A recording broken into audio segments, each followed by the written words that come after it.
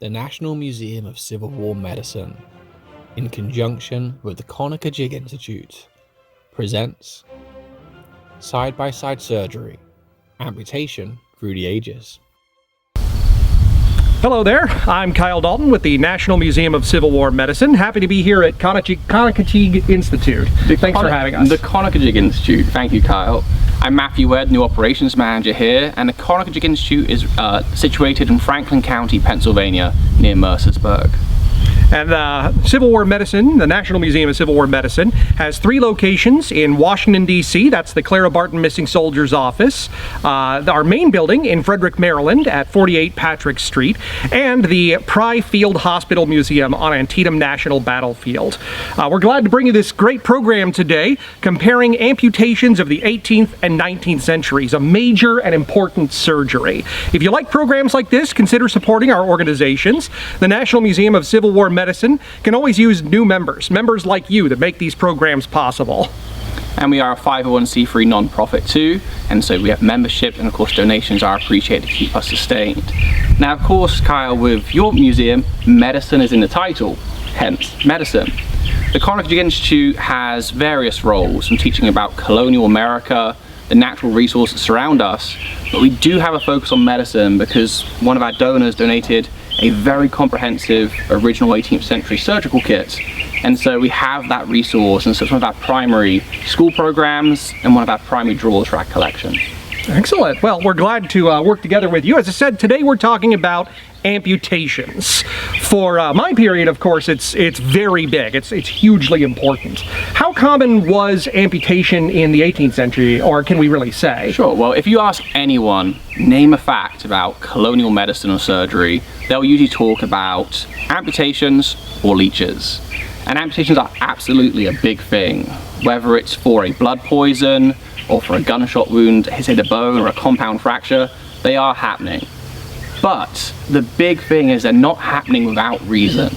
Like any medicine today, this is not a barbaric time of randomly cutting. These are scientists, it's an age of enlightenment. And so when they're amputating be it a finger, an arm, or a leg, they're doing it with the right scientific reasons in mind. And it's much the same for our period too. We're trying to get away from the myth of the sawbones, these unfeeling doctors that enjoy cutting people's limbs off. Sure, they existed, but in such minuscule numbers, it's really not fair to paint a brush for the entire profession off of just those few. You say that, but there are some 18th century surgeons who are pretty badly maligned. And of course, when your fabled anesthetic is invented, some surgeons do complain the anesthetic makes the patient very obviously unconscious. You really can't get a good feel for how the surgery's going unless you can feel them squirming and screaming under your knife. So, and that is probably the biggest difference in this operation, in this surgical operation between your period and mine, the 1860s, is that anesthetics are widely accepted by the time of the Civil War. Nearly all major surgeries are done under some form of anesthesia, like chloroform or ether. And in your period, there's none of that. Yes, so when was ether introduced? It was introduced in October of 1847. There were some experiments a few years before that, but it really exploded onto the scene in October of 1847 when a dentist by the name of William T.G. Morton demonstrated the use of diethyl ether at the Massachusetts General Hospital, I think, or Massachusetts General Hospital, MGH. And there it really just blew up. Everyone started using it across the globe. At a demonstration in England, one English doctor said, "This is no Yankee humbug." Almost immediately it saw military application. There's a photograph, the first known photograph of a amputation under anesthesia from the Mexican War, just a few months later. There are Mexican and American surgeons working on a Mexican sergeant amputating his leg while he's under the influence of ether. So by this period it is hugely widely accepted. What did you do for pain in the 18th century? So one of the best skills of an 18th century surgeon or physician when using some sort of cutting implement is speed. Because a patient's going to feel the pain, you want to operate quickly. So an amputation of a capital limb, say a leg or an arm, will be done in about 3 minutes, which is actually quicker than I can describe it. There are pain-reducing drugs. The phthalic tincture, or the alcoholic tincture of laudanum, is of course an opium base. Opium relieves pain. A lot of people have this misconception that the best medicine is a big old shot of rum. But surgeons in the 18th century preferred their patients to be sober because alcohol, of course, inhibits healing. It's not a good thing for the humours. And so surgeons would prefer patients to be completely sober or to have the medical grade alcohol, the fake tincture. Yeah, they're using a lot of brandy and whiskey in the Civil War, but not for pain relief. It's used as a stimulant oftentimes. If your patient is going into shock, you use that to kind of prevent the shock, for example. But they're not using it as pain management in any way. Pain management in the Civil War is mostly opium, laudanum, as you mentioned, being one of those, in such gigantic quantities that there's an epidemic that follows the war that doesn't really end until the 19-teens. So yeah, pain management seems to be fairly similar between the two, giving a lot of opioids. A lot of opioids and good peace of mind. A surgical manual that we have for the mid-18th century does say, when doing any operation, make sure the patient knows what's happening and be confident.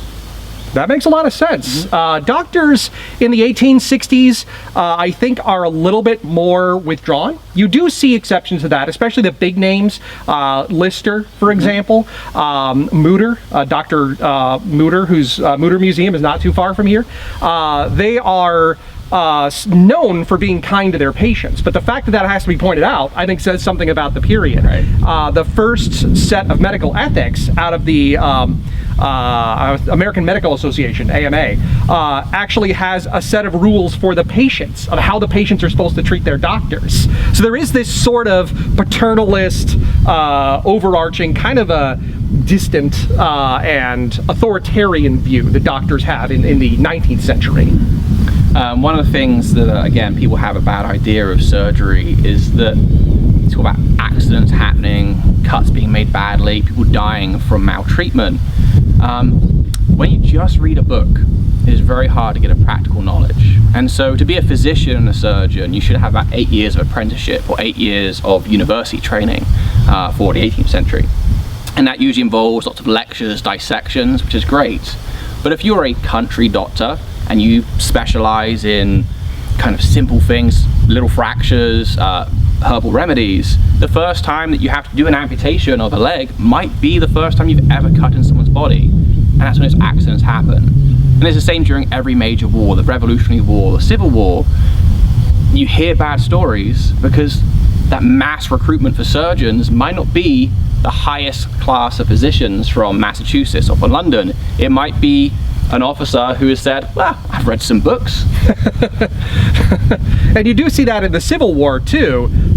Before the Civil War, 9 out of every 10 Army doctors had never treated a gunshot wound. This was a country that was not prepared for what was coming. And that includes the medical professionals. As you said, a lot of them had never performed amputations before.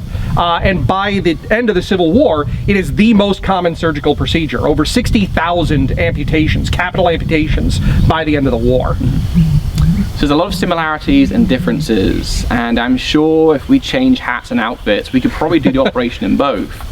But how about we look a bit more at the kind of steps of the operation itself? Absolutely, that makes sense to me.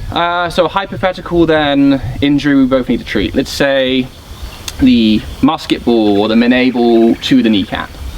So we're going to want to amputate above the joint, of course. Because as surgeons in my time period say, you can spit in a lung, you can vomit in the stomach, but if you so much as breathe on a joint, you're in trouble. So when amputations are happening, they're usually done either below or above a joint, but very rarely on it. So a musket ball, a navel, has hit the kneecap, shattering the bone, completely pulverized it of the knee. So of course it can't be fixed. What's going to happen to that area?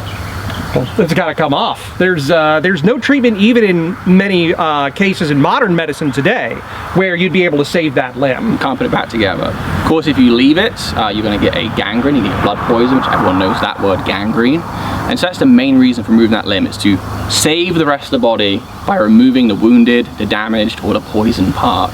And gangrene is a major issue for both of our periods because germ theory doesn't really start to come into its own until 1869, after the Civil War. Yes, so you often read about surgeons cleaning their implements for sharpness sake, but never for cleanness sake. So right now, yours are very clean. Yeah. Mine are a little rusty. rusty. The new set. This is but yes, I might just sharpen them, and then throughout a battle or throughout a long week at hospital, it's being used on several patients without being disinfected as we know it. The same my muscle retractors with its blood stains on.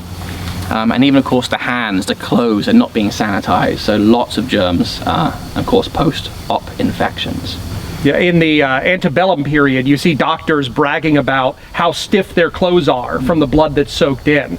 And during the war itself, there's one surgeon who talks about his hands being pruned like a washerwoman's from all the blood that he's been working in. Right now I am dressed more for conversation. How you are with your sleeves rolled up, that's fairly common of 18th century surgeons too. Often wearing an apron on front, yes, tying up the sleeves, because you do need to get in there. But yeah, and you see a lot of photos of doctors without hats when they're working on patients, doing amputations in the 1860s. But otherwise, yeah, this is largely how they would have looked when coming to the table. Okay. So, I guess then we'll go step by step. So, we want to remove that leg. What is the first instrument from both our time periods? I hope. Yeah. Yeah, the Petit tourniquet. So named for a Frenchman, I call it the screw tourniquet. And there are other variants as well. But much like modern surgery or any first aid, you want to place it above the wound and then screw, tighten it up. I have an advantage here with my clothing, my breeches. I can actually demonstrate most of this on myself. I'm glad you're willing to do that. Yeah, there's a buckle on ours that that drives through and holds it in place. Looks like you've got a similar mechanism to yours. Yeah, so I'm gonna get that buckle on, and then slowly apply pressure, and it adds an even pressure. Now you can use anything as a tourniquet, but this is one of the best. It's one of the big innovations. And you do have a couple of other forms of tourniquet in the 1860s as well. Some is just the strap. There's also talk about using broad sticks. Soldiers should carry sticks in their pockets so they can make their own. Much like modern first aid today. Yeah, or drumsticks by musicians. Might do the same thing in my period. But yeah, this is the first step. You apply the tourniquet right away. It falls out of favor in the late 19th century because it's overused and a lot of people lose limbs when they really shouldn't have. But it's still an important tool today. In a recent paper in, I think by the National Institute of Health, they found that modern traumatic amputations have a 15% mortality rate unless a tourniquet is applied properly and early, and then it's only 10%. So that's a pretty huge difference in survivability over the use of tourniquets to this day. That's why I always wear a belt when I'm hiking. Yeah. Okay, so from there, of course, you have your warm water heated, you have your linens and your bandages and your stumps. You want that post-operative care ready before you start the operation, otherwise you're going to be in trouble scrambling. Do you have your bandages? I don't have my bandages with me. It's going to be scrambling. But while applying the tourniquet, again, this being a big difference, then they would start applying the chloroform or ether in the 1860s. And it takes a few minutes for them to take effect. For chloroform, the average length is, I think, 9 minutes, 6 to 9 minutes, somewhere in there. And it takes only about a shot glass, about 2 ounces, to put someone under. It's inhaled. You put it in a paper or cloth cone, and you pour it onto a sponge in the top, and then they breathe it in through their mouth and nose. So while you're busy with your tourniquet, and while we're busy with our tourniquet, in the 1860s, they're also applying the chloroform at about that time. Yeah, I'm just asking my assistants, my nurses to make the patient comfortable, a few blankets under the shoulders. It's best to do this in a horizontal position, but with the head slightly elevated. Yeah, you see the same thing in this period too, and they're really worried about breathing in this period.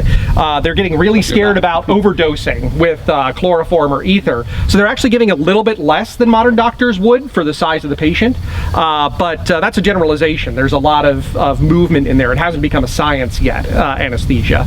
I should add that when amputating anything, something the surgeons have to try and do is not avoid redoing it again. So cut way above the poison tissue, for example. Yes. Cut into healthy tissue, because otherwise you may save a few inches of the person's leg, but have to do a resection, another amputation a month later if you miss some of that gangrenous tissue. All right, so for me then, the next step is a Catlin knife. For me, it's a scalpel. A scalpel, that's nice too, we could use those. And the aim here is to cut through the main skin layer for me, the adipose tissue. So a circular incision all the way around, so you can peel back the skin off the muscle. Yeah, you see the same thing for the 1860s. Obviously the knife is a little bit smaller, little scalpel, but it's done also in a circular method. Sometimes you'll see curved blades, not unlike this scalpel here, and the surgeon might even get underneath the leg and position their arm as such to make it a little easier to get that full circle. And they make a lot of effort to get the cuts to line up. I say kind of like an avocado, when you're cutting an avocado and you want the lines to line up. If you get a gash in there, that wound is going to take a little bit longer to heal if you haven't cut it quite properly. There's another method apart from peeling the skin back, is to, if you're cutting here, to cut some of the skin from the back of the leg here in kind of a pouch, and you're going to save that skin for later. But right now I'll just peel back my skin, my breeches. Yeah, in the Civil War you have a couple of different methods for cutting flesh, but they're all intended to flap. They're all intended to close over the stump so that you have full skin coverage, which is, again, not unusual. It's just maybe different ways of cutting. The body heals best with its own material, so skin helps. All right, next up, because again, speed is my essence. I've got 3 minutes to do this operation. Speed for me is a very large, heavy, sharp amputation knife. Now it actually depends for my period. I like that. This is also a Catlin knife, not unlike what you used for cutting flesh. This was used for cutting muscle. You scoop the muscle up and away. You cut into it and lift it up, sort of layer by layer, to slowly expose the bone. So I get a lot more luxury of time in my period to actually work through the bone and make sure you're getting it all quite correct. Yeah, for me this is a 2-cut job. 1 cut on the inside, all the way to the bone, 1 cut on the outside, all the way to the bone. So we're just really pushing for all that flesh or muscle, because again, speed. Your Catlin is going to be used, like you said though, once all that main flesh, you're going to have ligatures, you're going to have little bits of muscle that have not cut with the tension of the knife. So then you go through the bone and just slip those. Sometimes have your nurses kind of pull them taut so you can whip them out even easier. If we're drawing veins out, we use Tenaculum to sort of pull them one by one and tie them off. This can be done before or after the main cut, depending on how tight the tourniquet is and where exactly you're cutting. But generally it's going to be before you start getting to the bone for a surgery like this, for example. There's just too much blood flowing through there. You can't risk slicing through those and letting your patient exsanguinate or bleed out. Sure. So for myself, of course, we are going to get to the bone saws, which is a major facet of this operation, but a surgeon wants visibility for his sawing. And so most 18th century paintings and sketches of this operation either has several nurses or surgeons tugging on the limb to basically pull the flesh off the bone, exposing it. Or you can use this. This is a muscle retractor. You just slide this around with a cut spin, and of course it will be on the bone, and then your surgeons and your nurses can tug that to pull the muscle and meat off very easily. Yeah, we don't really have it. I don't know of anything like that in my period. Just tug. Yeah, I think it's just you're scooping away with the Catlin knife and moving them bit by bit and taking your time. But as you said, speed is of the essence. The longer you're spending on the surgery itself, the less likely it is your patient's going to survive. I have had the pleasure of speaking to a modern Canadian surgeon about this operation in a program, and he described to me the sound it makes. It's kind of noise. So, as you might expect, pulling meat off the bone. That sounds about right. So the bone's exposed now. Bone's exposed. We're sawing through the bone. Same, exactly the same thing here. Pretty much, yeah. An even saw, if anyone's ever sawed at home for carpentry, you'll often notice you're sawing through wood. Near the end, you're very likely a splinter. Yes. And that's something you want to avoid in an amputation, because a jagged bone is going to be a sharp edge. And so when a wound's healing, it might poke through and redo.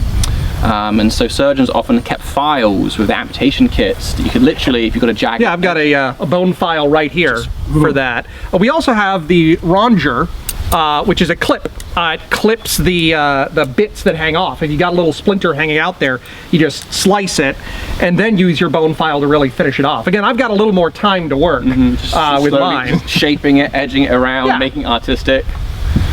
Okay, so the leg is now gone. The leg is now gone. In this case, my leg is now gone. And so if you, of course, undo the tourniquet, you bleed out again, you exsanguinate. Yes. So when you talk about the tenaculum, that is our main goal now, is to use the tenaculum to expose the veins and arteries so we can tie them up. Now, a lot of people think about, again, these operations, think about cauterization, basically burning vessels to stop them from bleeding. And in modern science, they have very high-powered lasers.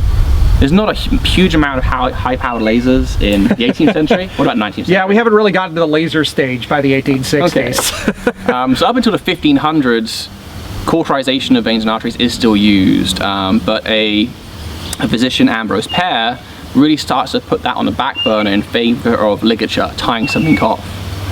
So in this case, we are literally going to expose the arteries, those blood vessels, and as a English surgeon of the mid-18th century, to tie them off, I'm going to use a curved needle and thread, largely just tailor's thread, so waxed linen. In our period, again, using the same kind of needle, surgeons still use curved needles today. It's a very easy and practical way of using ligatures, but we're relying on silk in the 1860s, by and large. And the French in the 18th century did use silk as well. So the problem with ligatures, of course, is your body does not like foreign stuff in it. Yes. So whether it's waxed linen or silk, if it's left inside the body's going to reject it. You get infections, and of course that can lead to post-operative complications. An American physician, Philip Singh Physic, is noted, he's actually the turn of our centuries, 18th to 19th century. He kind of brings catgut into American surgery, and catgut, being an animal product, breaks down a little bit better, and so it does help reduce infection. In the Civil War, they do sometimes use catgut. It's pretty rare. They are mostly relying on silk. In the Confederate forces, they start using horsehair in some cases. Silk is harder to get because of the blockade. It's much more expensive. Horsehair, though, is not very pliable. It's not easy to use as a ligature. You have to boil it to make it pliable. And that boiling unintentionally disinfects it. And so people with horsehair ligatures are less likely to get infections than those with silk ligatures. For our manuals, it talks about when applying the ligatures to the veins and arteries, don't go through too much of the artery. You don't want to cause extra damage. And then if possible, leave some of the thread out of the wound, because eventually you're going to want to remove that, and as the artery closes itself, you can pull the thread out and thus letting the body heal with its own matter. Famous example of that not happening is Admiral Nelson of the British Navy. He's actually 19th century when he dies, but he's an 18th century hero. His arm is amputated, and his arm gets extremely infected. And the reason was there's actually a French silk was inside his arm, and it was all inside, and so it kept getting infected. It would pus up, it would swell, it would pus up, it would swell, but they didn't want to recut into him in case of course, endangering his life. So eventually the entire thing just bursts, the threads come out, his arm heals perfectly. Well, his stump did. So yeah. Postoperative care is something that they do start to really focus on in the 1860s. There's a dramatic increase in permanent hospitals, what they call general hospitals. Some of them are purpose-built, others are buildings that are seized or rented by the federal government or by the Confederacy. There is a big emphasis on getting these guys well enough to go back home.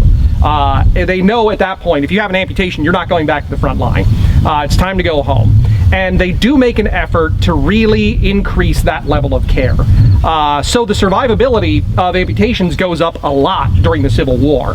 Before the war, about 50% of people in civilian life died from traumatic amputations. During the war, that number fluctuates from like 25 to as low as perhaps 9%, which is even lower than today. And it's unclear exactly why that happens. It'd be great if we did know. But you do see dramatic reductions in the mortality of the amputation mortality through the course of the war. And of course, we look at mortality figures. They may seem scary, but this is the case of, okay, 50% of civilians. However, without the amputation, it'd be 100% of civilians. Yeah. Amputation is used almost exclusively when it is absolutely necessary in these periods. These doctors, by and large, aren't idiots. They know what they're doing. So actually, we kind of skipped a step. So close off the veins and arteries. Oh, yes. Your skin flap, however you've cut it, you can wrap it round, bandage it with tow, some linen fibers, some roll bandages, and then just put a stump sock over the entire thing. And then make sure your patient has lots of sleep. Sleep is one of the best ways your body can repair itself. And surgeons recommended a soporific medicine to help the patient fall asleep and just heal. Yeah, they did apply a lot of painkillers, those opioids we mentioned in the Civil War, and there was also a big emphasis on prostheses. There's a major revolution in the improvement of prosthetics during the Civil War. One of the first amputations of the war, perhaps the very first, was Private George Hanger. He was a Confederate private. His leg gets taken off by a cannonball, and he has to have the rest of it amputated, getting again above the wounded tissue into the healthy tissue. And he's so unhappy with his peg leg that he starts making his own improvements. And the Hanger Clinic still exists today. It's still a major provider of prostheses for people with missing limbs. And again, it varies on who you are. It depends on your class and what country you're in. So a simple fake leg like this, the peg leg that we associate, would work quite fine. This one's cushioned, so it doesn't put too much pressure on your stump, especially with that jagged piece of bone. But right back to the Italian Renaissance, there are mechanical prostheses, literally arms that are fitted over arms, that if you kind of pull a latch, you can make the hand move. So again, it's not too dissimilar to today. The other stereotype, of course, is the old hook hand. And with all prostheses, it's about making the patient comfortable as they can be. There's a wonderful 18th century image of the veterans of the British military and the veterans of the British Navy playing a lovely game of cricket together. And they are all peg-legged, peg-armed, but they're still having fun playing cricket. Well, I think that about wraps up from the very beginning to post-operative care. Yeah, so it is a fascinating subject. Of course, it combines history and science with some grossness and entertainment as well. It is very stereotypical amputations. There are hundreds of operations that we could talk about. Oh yes, yeah, and maybe we will in the future if you enjoy this video. But thanks so much for hosting me here at the Institute. Thank you. Again, I'm with the National Museum of Civil War Medicine. We were happy to partner with you today. And if you want to support us, consider visiting our sites or becoming a member. Yes. Visit sites, become a member, and just keep sharing these stories. The history, the medicine, share them, learn more. And I do encourage self-study for this. It's a fascinating subject. Yeah, there's lots of easy to find resources out there, and both of our websites will have resources that you could use. Well, Kyle, from the Conococheague Institute then, I wish you a good day. And thank you very much for hosting me. Cheers.